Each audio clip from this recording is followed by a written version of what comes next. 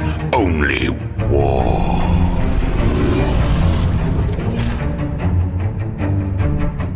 What is up, gents? 40k Dirtbags here, world top 40k player with a Recon Marine Keevil, bringing you a tactical video. You guys asked for it, so we are doing it. Ton of comments on the last video with the orcs. We're doing a WAZDAKKA video. So WAZDAKKA came out recently. You guys all know him. He's freaking insane. We're going to be doing a tactical video on the do's and don'ts, how to make him survive, what he should be killing, all the tricks that's going to help pilot him in the 11th edition games. Moving forward, the new codex is coming out soon, so we don't know if he's going to be leading a unit or anything like that. Does anybody know when the codex is actually set to be released? Comment below so that way we can go over it. Once it comes out, guys, we're going to go over a ton of combos, ton of orc content. Right now, it's kind of just like waiting for it. And then once that comes out, boom, we're getting it on the table. I don't know if it's going to be before LSO Lone Star Open, but we are going there. I don't know if they're going to use the old codex, the new codex, who the hell knows. But that's going to be probably Orcs, one of our last GTs of the year. So, yeah, let's get into it. We're going to go over a lot about this video. I got WAZDAKKA already pulled up. That's going to be the first thing we go over. And then I'll pull up TTS. We'll give you some insights and tips on that. But if you guys are new to the channel, thanks for clicking on the video. We wouldn't be doing this without my Patrons and members on the Dirtbag Nation. If you guys want to join the Dirtbag Nation, we are growing super fast. Ton of tactical videos, specific content only for the Patreons and members. And the podcast is going strictly for members and Patreon. So appreciate you guys. If you guys are want some merch, there are new merch logos up on the site down below. So if you like any of these designs, they are sick on t-shirts and actually the hats as well. So check that out. Let's get into a quick sponsor and then we'll get into the video for WAZDAKKA. All right, guys, thanks for clicking on the video. If you guys want to support the channel, stay tuned towards the end of the video where we'll go over all of this stuff, as well as any of the links in the description below for laser lines, shirts, and gear is in all the description. So stay tuned towards the end and enjoy the video. All right, so we got this pulled up. So WAZDAKKA, again, is a newer model, so he's got pretty busted rules. 3 up, 4 up. 10 wounds, OC 3, leadership 6, toughness 8, speed 14, which is really quick. Really good range weapons. So both of his weapons are assault, so that means you're going to be able to advance and shoot him any detachment.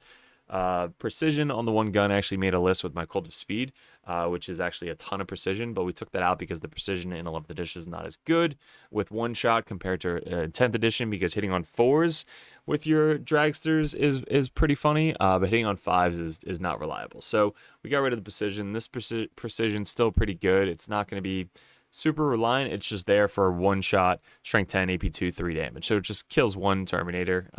It's pretty good. And then 12 shots, though. Sustain hits 1. 622, which is kind of a back Marine killing machine. So when he comes down, just murders everything in the backfield. EP2 now is insanely better than it was in 10th edition. 24-inch range as well, but he's really going to benefit from being within 9 inches from the one strat that we're going to go over. Lone Op, so he's super hard to track down. He heals as well as in the command phase, so he just brings back wounds as well. And then in your command phase, you're going to pick one of these 3 abilities. So most of the time, we're probably going to be running him in Cult of Speed. I haven't tried him in Green Tide or anything like that. I'm mainly going to be running him with Cult of Speed. If you want to bring an extra 175 points, if he keeps the same point value in 11th edition Codex, then we might start testing him out in other lists as well. But yeah, because I mean, yeah, he's a good self buffer guy that he can really go off and do whatever the hell he wants. So this unit is eligible to clear a charge turret, which advance and fall back. So basically that gives you the opportunity to not have to bring Cult of Speed to be able to advance and charge when you advance. So you can advance, shoot because he has assault weapons, and then still charge. Then the second one, in your command phase, if this unit is not engaged or range, you can remove it from the battlefield and then put it back into strategic reserve. This is so good in your command phase because you basically get to like to your turn, score all the primary, do all that stuff, battle shock, everything, and then you're just like, all right, I need to be over there, so I'm not within 20 inches, so I'm going to then pick him up and then go put him over there when I need to. So you can kind of like pre-measure everything. You're like, all right, am I within 20 inches of that spot that I really want to be at? No? Great, I'm going to pick him up and go put him over there. It's so it's foolproof, right? You literally do whatever the hell you want with this guy. And then the last one is you basically add 6 inches to the advance, so speed 14 plus 6, you're moving 20 inches, and through terrain and models. So you don't have to subtract -1 or -2 because you're flying going through, because he doesn't have fly. Basically, you just go full 20 anywhere you want on the table field. That's the one we're mostly going to be using in Cult of Speed, just because you're going to be able to go all over the place. And if you need to charge, you then are there to charge as well. He gives battle line to bikes, so with Cult of Speed, you don't need to bring guys. You could just bring this guy and then have an extra 3x3 bike unit for 60 points now because the points went down. So all of your bikes just got cheaper.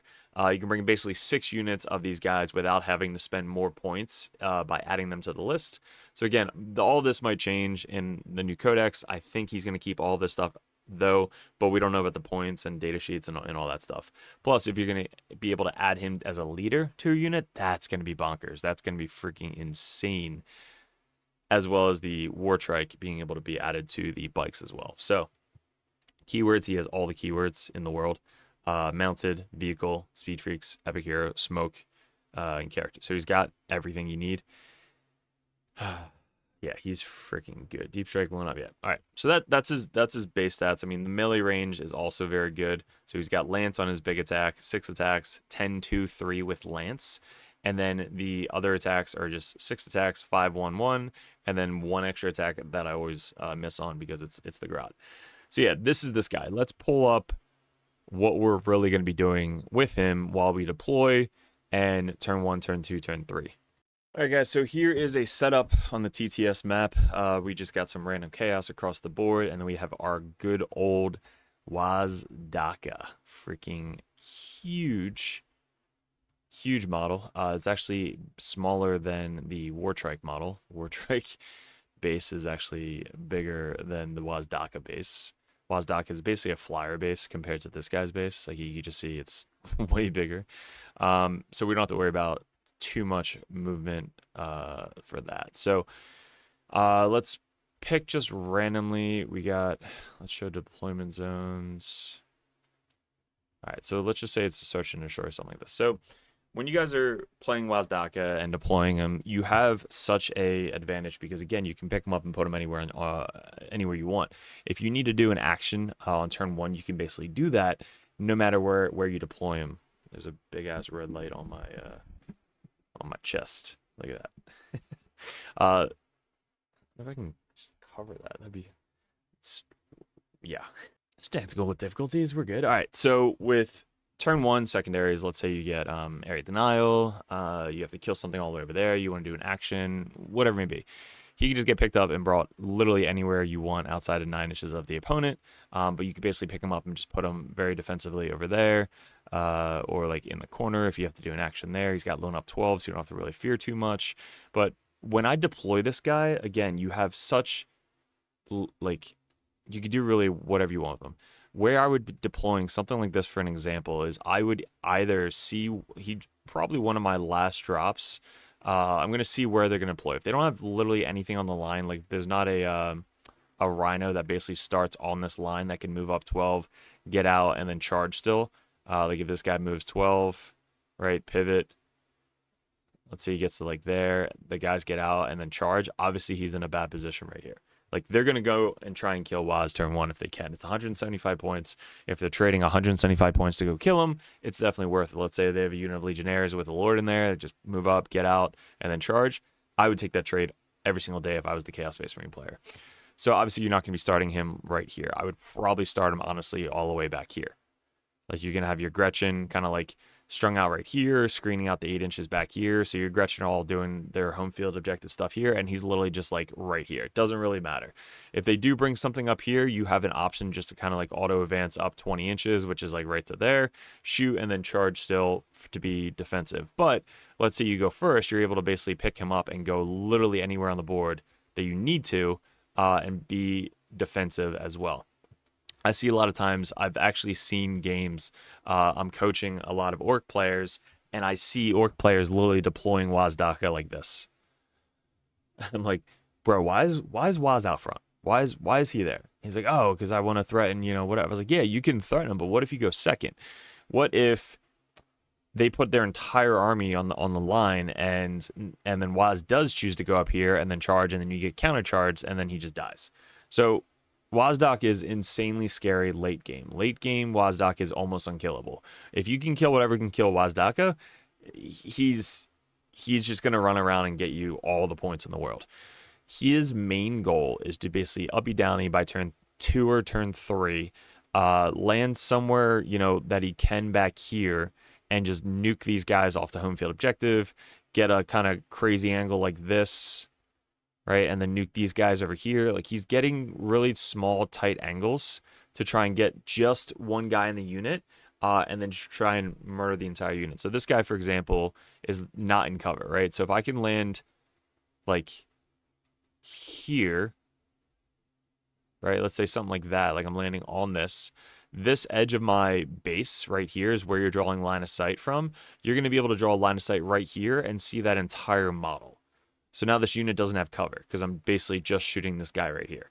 So this guy is basically the line of sight that I'm trying to get to with the edge of my base right here, or the other edge, right? Sometimes, like, my Waz is kind of the same as this guy, where like half of, maybe 1 inches, 1.5 inches hanging off the base because it's just such a big wide model, that you can actually use this like tailed tip edge to shoot kind of like this because it's line of sight from the model, and it's the same thing. You're getting line of sight from that tip edge, and you're able to see this entire model. So you want to go like right to the edge of that, so I can even move over a little bit like here, and you're just barely clipping his entire base, right? That is how you're going to be using Waz until you need to get him into combat. Even sometimes for the WA, a lot of orc players are just like, let me just throw everybody at my opponent. I made a video. Go watch the video, when and how to WA. It's a great video on the channel. It basically just goes over when you're WAing and when you're not WAing. So a lot of people, when they say WA, they're just like, here's my entire army, including WAZDAKKA. Sometimes you don't need to throw WAZDAKKA in for the WA. He's maybe saving for the end game, where like if I throw him on WA, they're going to focus him down first because he's so scary. We went to a GT teams event, 5-on-5, and WAZDAKKA did not die the entire weekend, and I won by 2 points the first game against the team that won the event. So I tied him in teams event, but I won by 2 points. Waz didn't die for that, and that was what was that? That was Packbound Zealot, Triple Defiler. It was fucking stupid. He didn't die there. And then all my other games I won, which Waz did not die. And that's how I'm going to try and put my head on your head, so that way you guys can play Waz the best you possibly can. All right? So WAZDAKKA, when you're wawing, if you need his 3 damage, you know, melee to really hone in and kill something, he's going to be fighting on the outskirts of the battle. He's not going to charge right in there and just be like right dead center, and then everybody kind of like enclose him, because people know how scary he is. Like, if they go after Waz, he's going to die. Unless you make all the 4 pinfalls, which is almost impossible. But yeah, he's not charging directly in. He's basically charging and fighting on the outskirts. So he's going to basically be charging over here. He's going to be charging over here. He's going to be charging like here and then piling in back this way. A lot of times with my Waz, I'm like, where do I want him to finish after his charge move? Because when you have a 20-inch auto advance charge, like up to here, and then you could pivot for free now. Like, you're just like, all right, I just moved from here to there. I want to end him, basically charge in and then pile back 3 onto the objective here, while I have like 6 bikes in front over here. So that way, if he comes down via deep strike, they can't get within 12 inches of me to shoot me, right? That's an example of me charging in, killing whatever I have to kill, having a unit that is either going to second pile in or get a little bit further to push their line back, and Waz is consolidating backwards. That's how I play Waz every single time, because Waz will fuck up shit. Like, he will charge in, precision out of character, do whatever he has to do, but then he's got to be defensive on the opponent's turn to not even give him a chance to go after him, while having bikes forward and stuff like that. So that is where we're basically fighting Waz on the sides, on the outskirts, and where do you want him to end up after he's done charging. Now remember, he's a vehicle, so when you're done, you get free pivots, stuff like that. You want to basically pivot Waz kind of like this, so that way, like, see his little tail right there? You want it essentially on the other side of the wall right there, because if most of his army is over here, like in the center, and he's got some guns, I want them, if they do happen to get in range, I want them to always give me cover. And any part of your model, if it's behind a dense terrain feature as a vehicle, you're going to get the benefit of cover. So if he's right in the open, no cover. If his little tail is like right there behind the little wall and they don't see your entire model, you get cover. So that is an example of like, you're not just going to pile in back and just go like that and like, all right, I'm done. You're going to pile backwards, get the free pivot, and make sure that, and this is for every model you guys use, guys. It's not just for this guy. It's every vehicle model you're trying to do. Make sure you're always trying to get cover as best as you possibly can. Sometimes we forget, but just practice it. So this guy is going to be like this, getting me that cover on the clapback. So it's another good example right there. Let's go over some pictures because I did take a lot of pictures for the battle report. Let's go over a battle report that I have for WAZDAKKA in those 5 games. All right, guys. So this was the GT that we won. It was 10th edition GT, but it's essentially the same play style in 11th edition. We're going to go over kind of like each game that I have recorded, and then we'll go over where he deployed, and then where he kind of ended up when he got the charge off, and what turn it was, and stuff like that. So first off, this is the Cult of Speed list. We're going against Huron Marauders for Chaos Space Marine. This was our first game. Where, if you guys can find him, basically where we deployed WAZDAKKA was right here. All the way in my deployment zone, kind of all the way back here. I don't want to give him any opportunity to basically be able to move up, advance, get whatever he can into me to kill WAZDAKKA. So WAZDAKKA, all the way in the back. I could have even put him in this corner if I really needed to. So I'm deploying him. If you guys taking notes, right there, all the way in the corner. Now when I'm using him, this turn he scooches up only a little bit, and look at the screens. So I have I mean, this isn't legal in 11th edition, but you have to stay within 9 inches of each other. But I have the Gretchen up here to screen. I have all these guys to screen. I have basically 6-inch heroic intervention, or 6-inch reactive move to screen that also is really good with WAZDAKKA. So he's not moving up that far. Like, he's moving up and just kind of like chilling for a turn. I didn't really need him to do an action on this turn, so he just moved it up and waited. Then after like he committed a little bit, he charged this unit that charged into me. So his Rhino was able to move up, get out, charge my Gretchen, kill a bunch of Gretchen, or kill my bikes. Sorry, kill my bikes and then pile in. And then he basically on his turn charged in. I used these bikes as screens. So that way, after I was done charging, I was able to pile in or consolidate backwards, because back then we used to be on objectives. So imagine just being a terrain feature as an objective. You're consolidating backwards while the other ones are basically consolidating forwards to screen. So I have the little bike squad right here screening, and then I have this guy right here with Gretchen in front of me. So basically, you can't really get to me at all. So that was after one charge. And then later on, I basically, like I said, using him on the outskirts for the charges, because most of his army is, he's got Abaddon, which is like back here. He's got a unit of Chosen with Horon. He's got Possessed, and then he's got Bile over here. So most of his army's over here. Look where he is, all the way at the top, surrounded by Gretchen. Okay, so I was able to basically charge in, kill the Warp Talons that were up here. These guys heroic'd on his turn. I'm sorry, charged in, or deep struck on his turn to stop me from getting past him, which was smart on his play. So that's kind of where he's fighting in this game. And then by the end of the game, where did he finish up? He finished up right in the middle because there was nothing left. So this is by turn 4. Nothing left is there to kill him, so he can basically just run around and do whatever the hell he wants. So that was game 1, guys. Let's go into game 2. All right, so this is game 2. This is against Space Wolves. So this is kind of like a mixture of 2 Predators, 2 10-man Terminators, a bunch of Wolfen, stuff like that. So he's got his scouts up front here.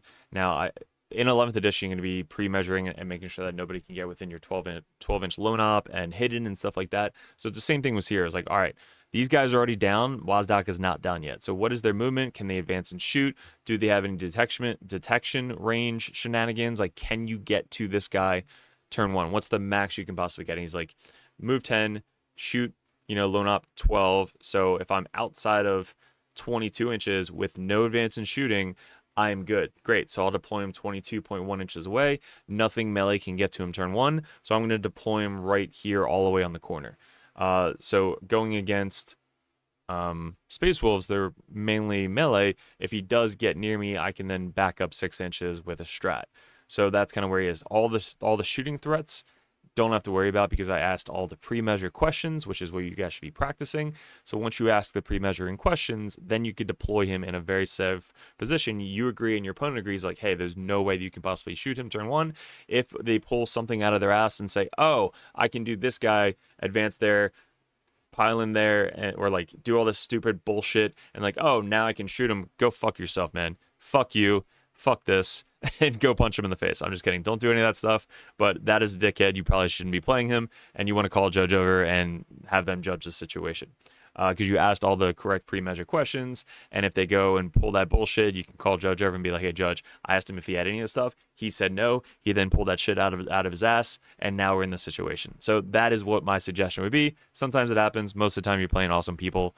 Don't worry about it. That was a quick tangent. Let's get back to this. So that's where we're deploying right there.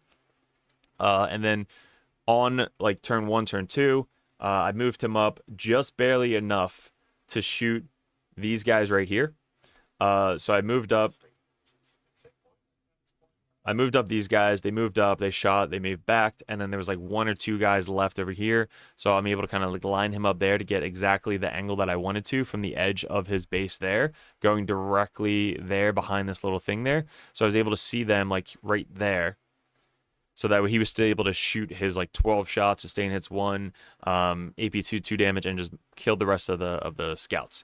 Now again, there's nothing else here that can really get to me. And look what I did, like I said prior. I had screens. So I'm always making sure that there are screens in front of Waz. He's never out by himself in the open.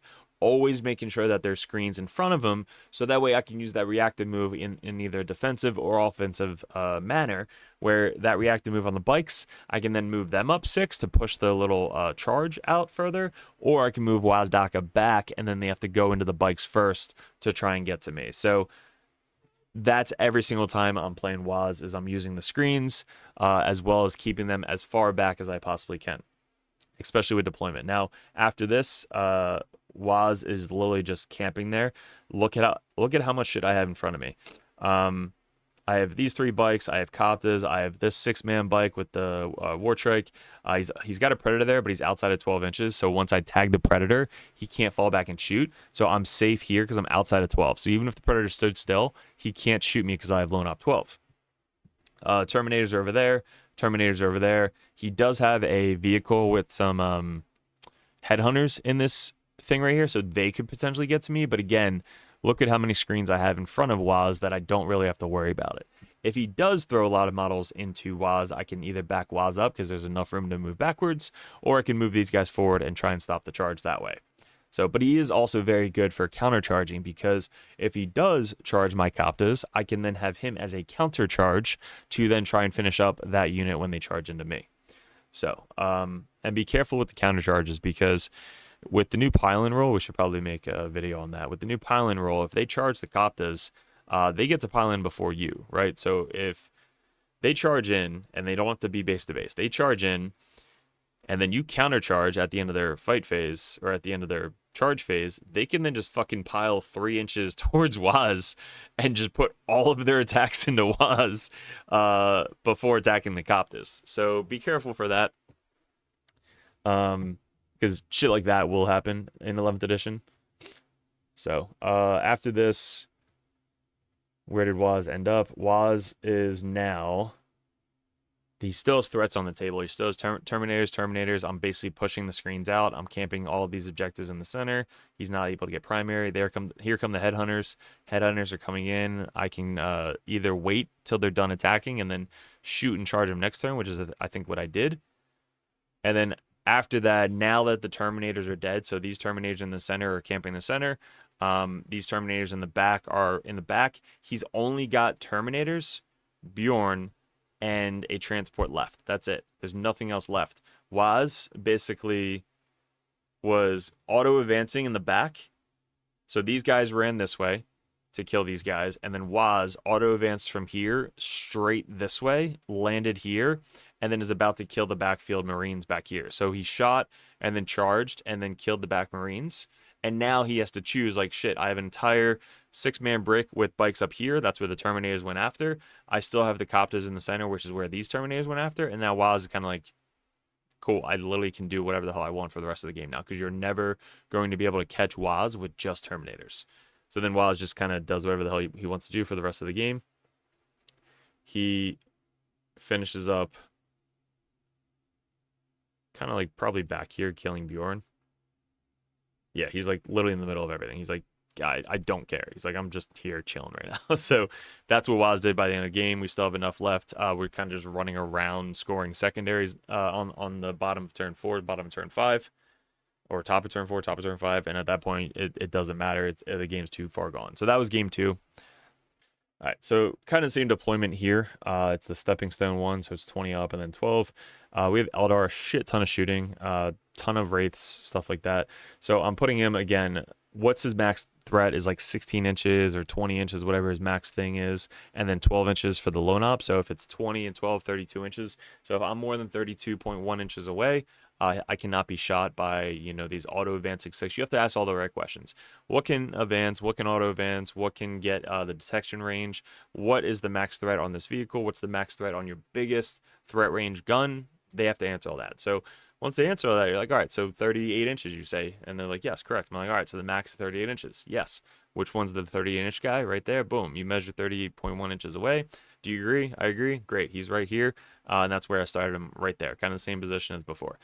He is there. If I do have to auto advance 20, I can. But if not, I'm completely safe from all of the guns and melee from the Eldar. So throughout this game, I basically committed. He waited back a little bit, and because he didn't want to get charged on turn 1 or turn 2. So again, same thing. I'm using the screens here. I'm using some screens here. WAZDAKKA is by himself back here. He's got plenty of room to do a reactive move in case he does happen to get to me. I do commit him after the wall. So sorry, I'll just fast forward. Fuck that guy. This guy might at that point. Cool. So Waz is still back here. I didn't commit him. I committed everything else. This is probably the wall. And look, I didn't commit Waz. I didn't need him. You don't need Waz on the wall. It's cool on the outskirts, but there's nothing that I can charge on the outskirts over here. Like, everything's already getting charged. I'm not going to charge him in to this Wraith engine, probably not kill him, and then he kill Waz in return. And I'm not going to charge him into, like, this guy, the Avatar Kane, because then King can just make his saves and then kill Waz in return. So I'm not going to give up Waz for really nothing. So I'm going to throw everything else in front of Waz. Waz is going to sit back, get his shots off, and then just kind of camp. And then after the wall, now I have a really hard-hitting unit with Lance, 10 AP2, 3 damage. Good gun still left on the table with a 4-up invuln save. So after the wall and everything charges in, he's still back here. You notice he's still down here. Where does he end up? Then he's able to charge through this wall and clear off the last Wraith brick back here while these guys are now tied up in combat. They can't fall back and shoot, so I'm outside of 12 inches for the lone op. The big Avatar died. He's got one Wraith dude back here, and he's got another gun guy over there, which he can't get to Waz. So again, I got screens out front here. I got screens over here. I got Waz right here, and that's basically where Waz ended up by the end of the game. And that's him right there. So that's another example of starting on the edge, walling everything forward, having his little screen so he never can get charged by anything. And then by the end of the game, he's still pretty aggressive in the opponent's half of the board, doing whatever the hell he wants to do. So that's game 3. Let's pull up game 4. All right, so this was against our boy Brian, who plays Dallas' his main army. Really good guy, cuddle buddy, Dirtbag. And we're playing on stream with Trevi at the GT. This is the semifinals. And he just murdered my army turn 1. This is a brutal game. If you guys want to check that out, it's on Trevi's stream. I have a link to it in my video on the channel about this game. But our deployment, like, you can't even see him. You can't even see him. He's literally as far. He's behind my head. Like, he's literally right here in the deployment zone. That's where I deployed him turn 1. He goes first in this matchup. It's terraform, so he basically moves up, terraforms everything, and then we have to wall turn 1 because he's playing Monka. He's able to shoot turn 1, 2, and 3, get all lethals and shit. So I have to basically commit and get to him and keep him off the objective as much as possible. This game was kind of brutal because I just gave him a 0 most of the game. which is crazy. So let's see where Waz goes. So Waz started back there. I can pick him up turn 1 and put him wherever I need to.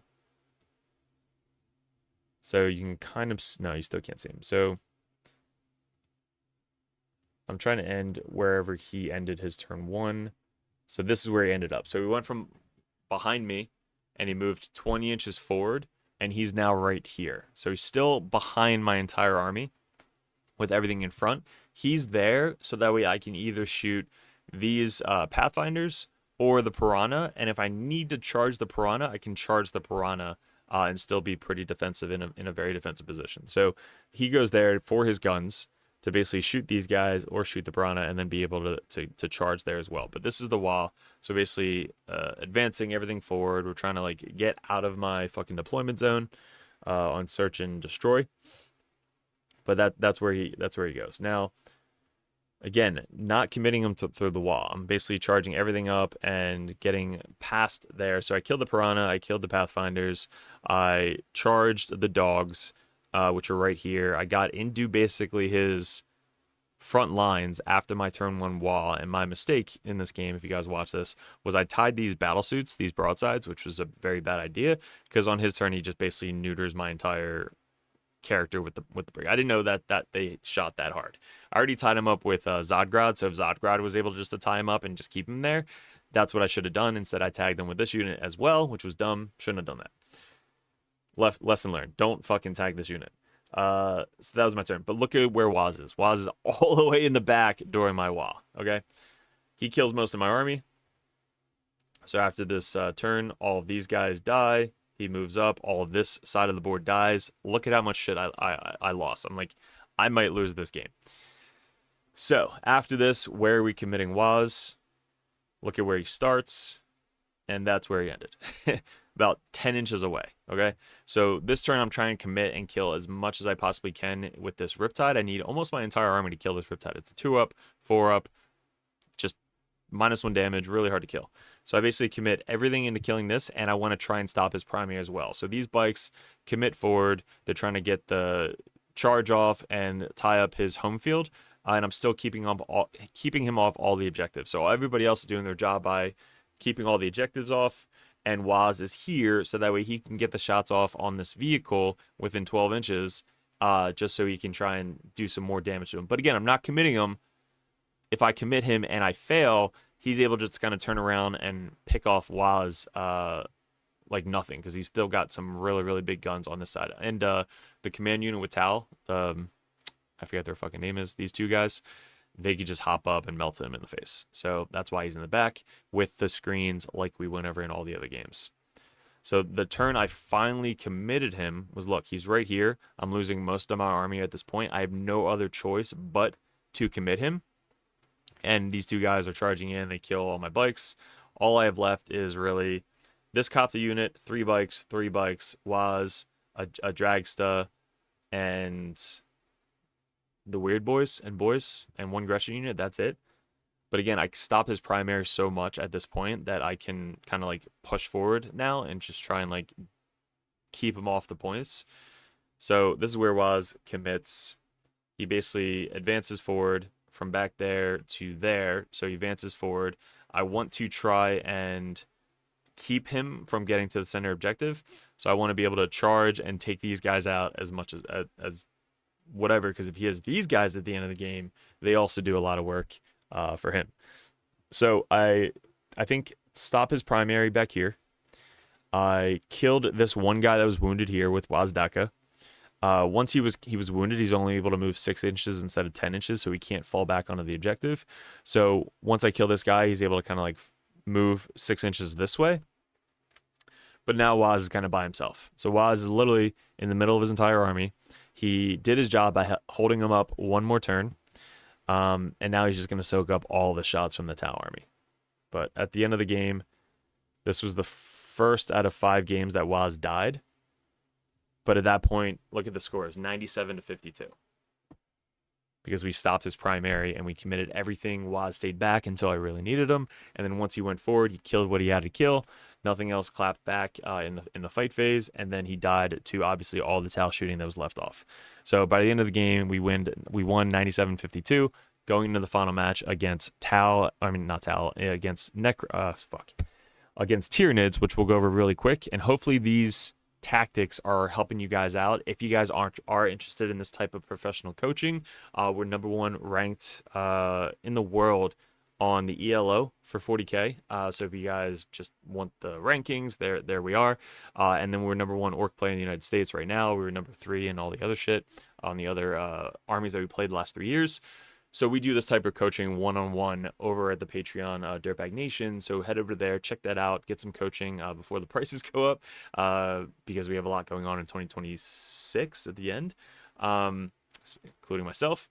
So if you guys want this type of professional coaching, head over there, check us out. We're the guys that you can play this game with and have a beer with at the same time. So final game, and our boy John. First time we ever played, fucking see him literally everywhere. So one of the coolest dudes I've played in 40K. If you guys know John, go give a shout out to John. Awesome dude, plays a lot of armies. So he's playing Invasion Fleet with all the big monsters. Now our deployment, Search and Destroy, same thing. With this one, it's good because you can basically clump up everything, and then Waz can still go out and go do something turn 1. Because in 11th, you're able to action as long as you're eligible to shoot. So that's kind of the difference between advancing and shooting in 10th and then advancing and shooting in 11th. But with him, he just gets picked up and brought back down, so it's not an advance. So he picks up, brought back down, do an action, whatever you need to do.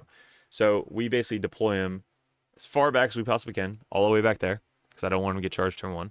And he's got scout. So he deploys all the way in the back there behind my entire army. Okay? So that's him. Then turn 1, I have to kill these guys because they failed their charge. So this is where he ends up turn 1. So right there. He moved from there to there because I wanted to have these guys to shoot. And then since these guys did a 5 of Feel No Pain, they lived after the shooting. So I needed to charge. So these guys who usually move up, shoot, and then move back is the move, shoot, move. They now have to charge to try and finish them off. So I moved up, shot, and then these guys shoot. They don't move back. They charge now because I have to try and kill this guy to get assassinated turn 1. But yeah, literally everything kind of just like scooches up. I don't wall this turn, but he basically is there with screens in front of him. All right, so that's where Waz goes turn 1. And then after he moves up all of his guys on the stuff, my Waz goes now down to here. And this was the move that I told you before by using the end of his little smoke thing as the line of sight marker. So what I did was I had the line of sight here, and I wanted to get line of sight on this guy all the way down here. So I can have line of sight this way, I can have line of sight this way, I can have line of sight this way. So I'm not going to get rid of his cover because of this terrain feature. I would have to be all the way out to here because I have to see the edge of his tail. So I didn't want to be that far out. So I kept him there just to kind of like just barely see him. And I knew I was going to give him cover either way. So, but AP2 goes down to AP1. He has to save on a 3+.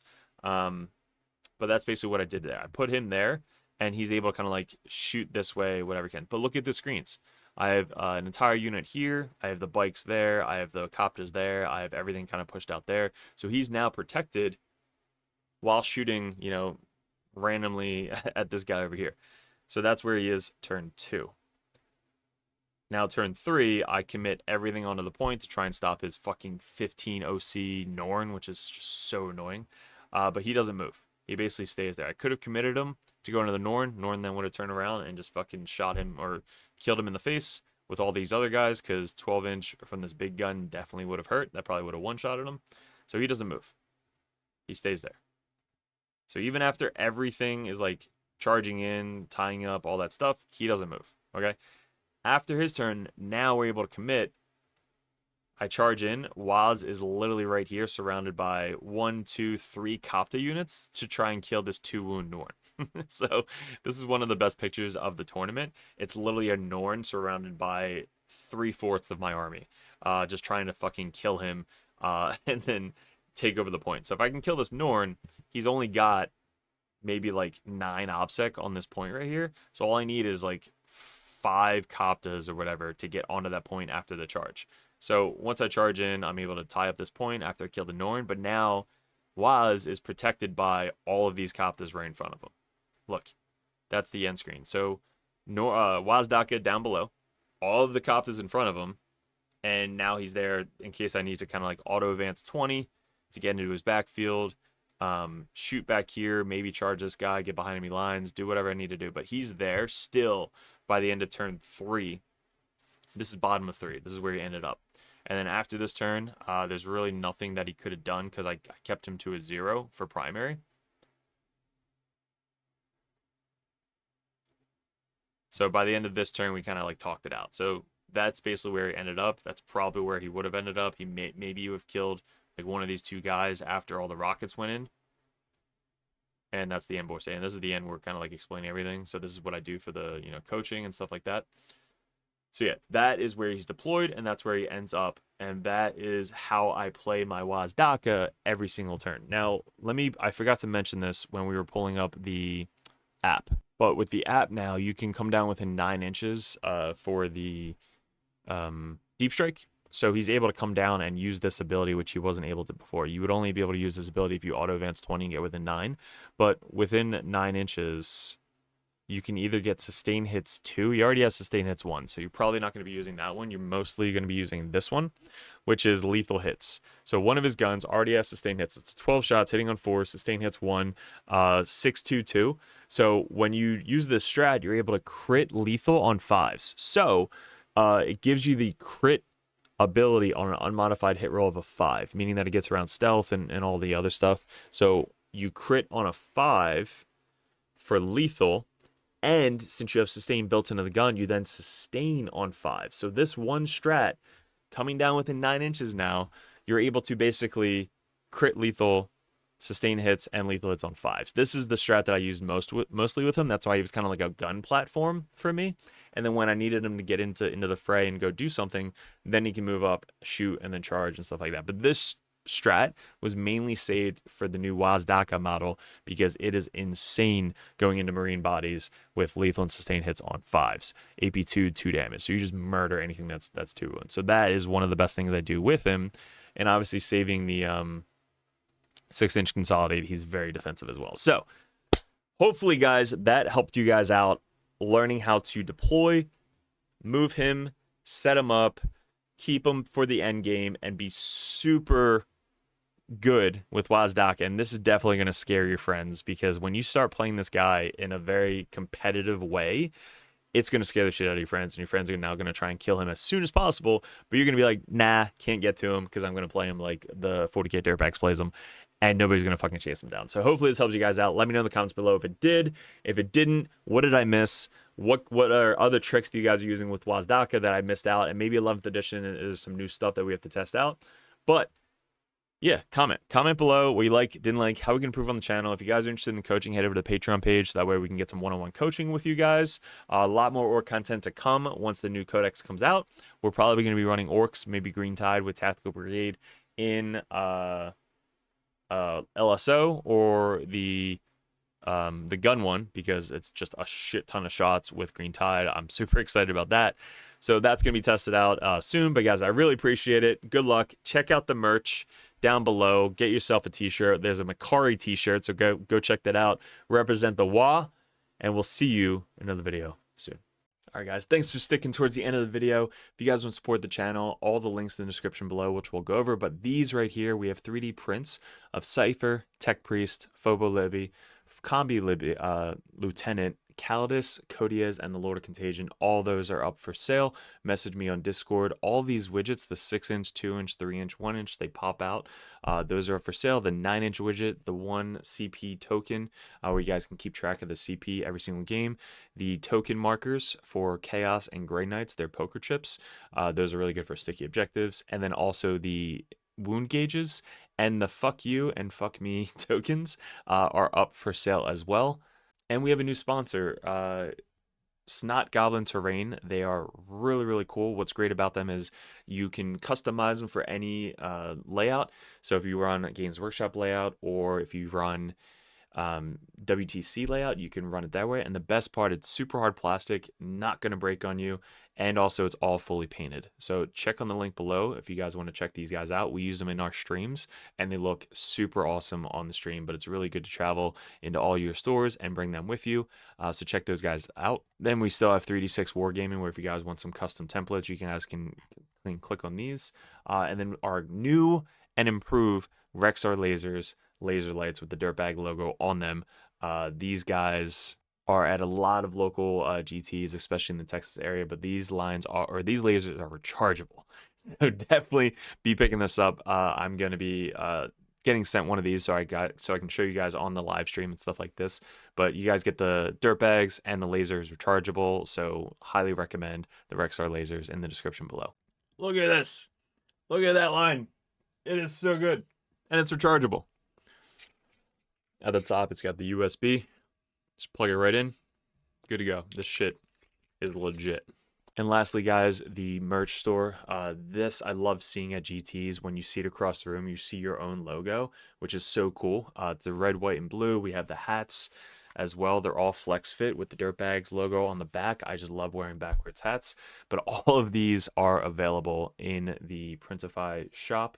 It's print to order, so you can get all these shirts, different sizes, different colors. We also have the old school stuff. We have the Nurgling. We have mugs, which you can fit your entire hand in, and some of the Grey Knight logos as well. So let me know what I'm missing. You can message me on Discord, but stay tuned if you guys are interested in the Patreon. That'll come up last. So appreciate it, guys, and let's keep it going.